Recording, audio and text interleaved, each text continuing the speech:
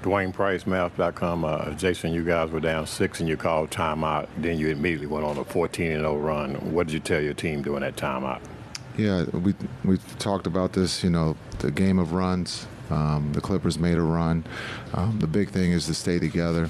And that was, again, we've seen teams take the lead, and just the big thing is that they truly believe that they can stay together, and we answered with the run.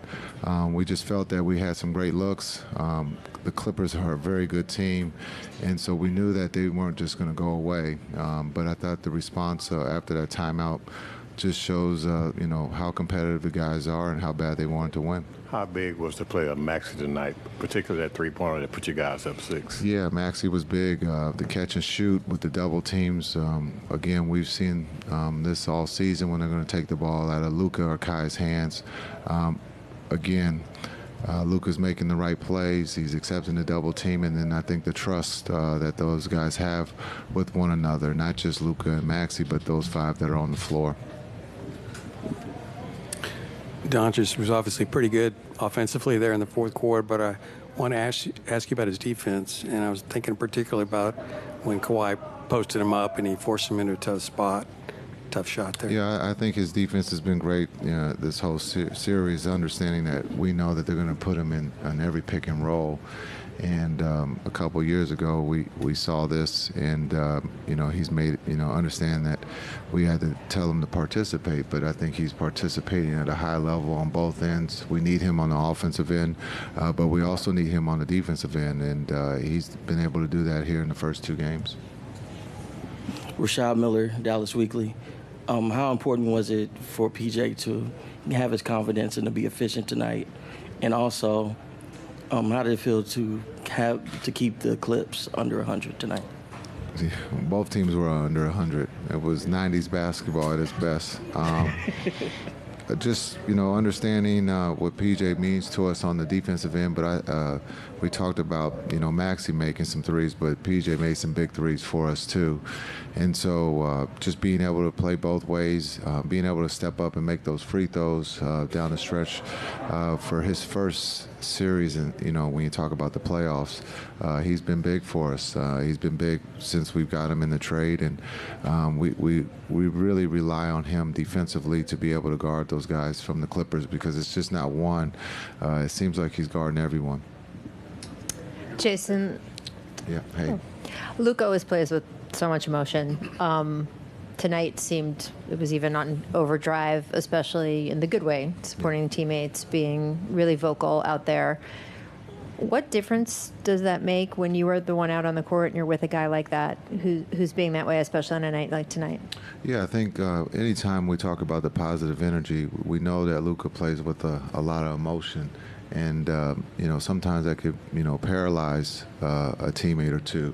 But I think you can see with him encouraging his teammates, the response was a positive.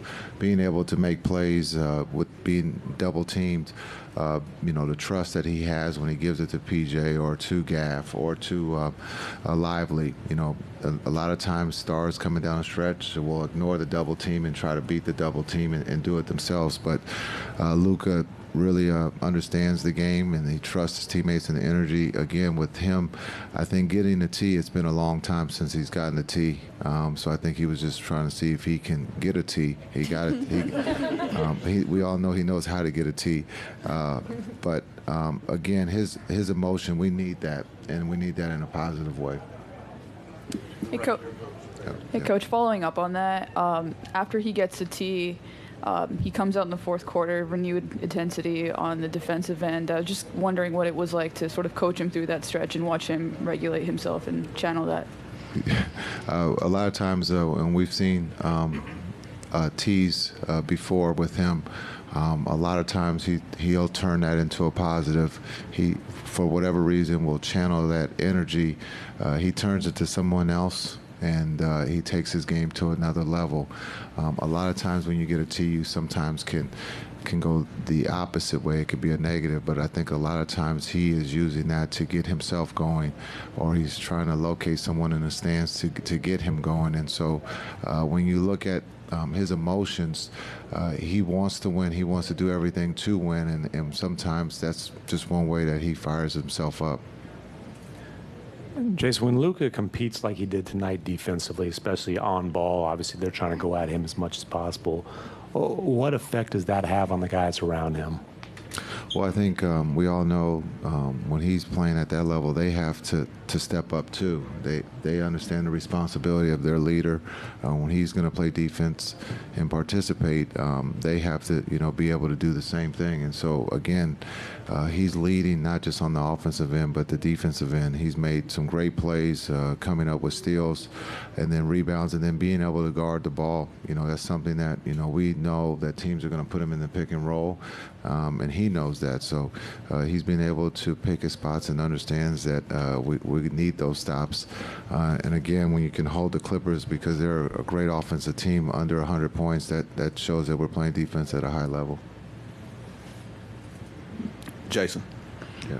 I know you joked about this being 90s basketball at its best, but it seems like with the officiating and the wings that you have, you're better equipped to play more physical on the wings because you have the athletes to do it.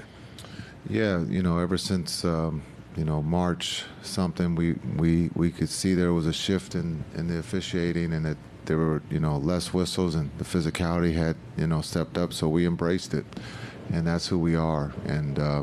And tonight, or the playoffs, are no different. The physicality, it's about players making plays. And tonight we were fortunate enough to make enough plays on both ends to find a way to win on the road. But we're not afraid of the physicality. I think that's what we were a little bit disappointed in Game 1, was that we weren't physical. Maybe the rust or maybe the time off. But again, tonight we started off, we played 48 minutes of physical basketball, and we found a way to win. You take us through real quick. The coach's challenge turned out to be pretty pivotal. Was this something you saw, somebody on the bench? We talked about it. I had 2 timeouts, so we kind of felt we can burn one on a challenge. Kai said he hit the ball, so he got trust, and it turned out to be right, and that was a big challenge. Just going back to Luka a little bit, he played nearly 46 minutes tonight. Just how big is conditioning at this time of the year when you pretty much got to give it your all? Yeah, he's young. He's 22. He's Benjamin Buttons. He's going backwards. He's young. If you ask him, he's going to tell you he can play 48.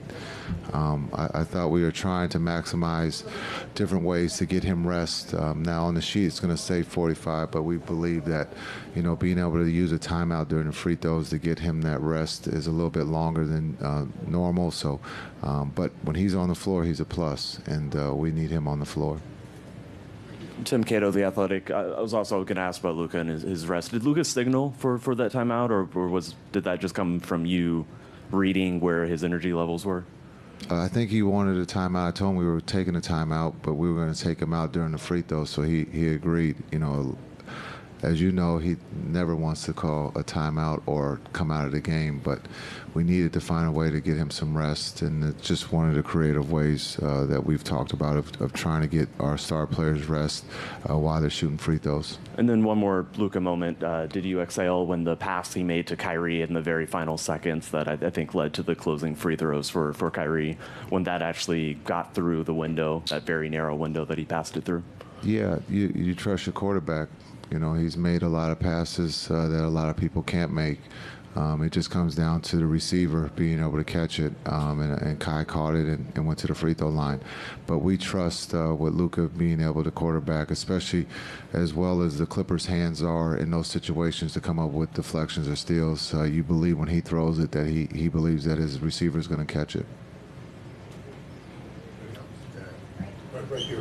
One more last question. Yeah, I'm just going to ask you about Zubac.